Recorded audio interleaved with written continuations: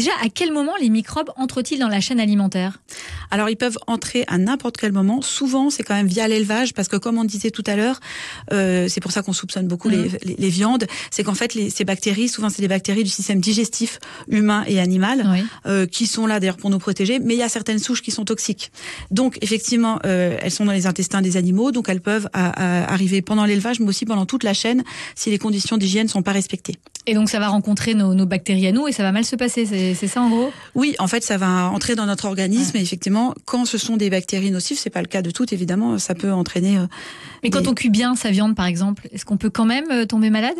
Alors justement, sur l'affaire des pizzas, normalement, la bactérie, à 70 degrés, elle est détruite. Donc, soit la pâte, parce que la bactérie était vraiment dans la pâte. Donc, soit ça n'avait pas été assez cuit, soit il y en avait tellement que ça n'avait pas suffi pour tout détruire. Ça, on ne sait pas. Alors, il y a une enquête en cours sur cette affaire. Mais effectivement, quand on cuit, notamment, il faut bien cuire sa viande à cœur, par exemple, pour éviter les soucis. Et puis, c'est pas seulement au moment de l'élevage que se fait la contamination. Elle peut aussi arriver au moment de la transformation et même de la distribution des denrées. Oui, alors c'est pour ça qu'il y a des contrôles à tous les niveaux. Il y a des contrôles dans les restaurants, aussi dans les cuisines des restaurants, pour être sûr qu'il n'y a pas des contaminations croisées.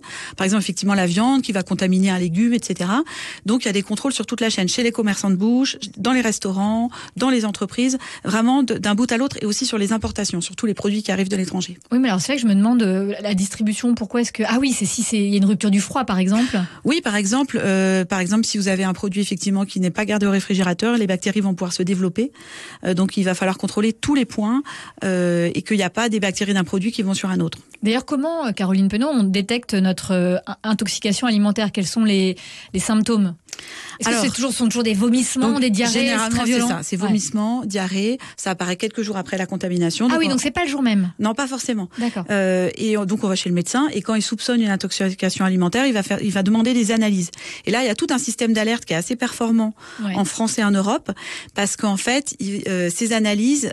On va en fait croiser les différentes analyses dans les différents labos en France pour voir si une bactérie est identique, par exemple à Arras ou à Marseille, grâce au séquençage du génome. Et ça a permis de savoir si c'est la même bactérie qui va contaminer deux personnes différentes. Et c'est comme ça qu'on sait s'il y a une grande affaire comme celle des pizzas Buitoni qui éclate. Minute Papillon sur France Bleu, Sidonie Bonnec.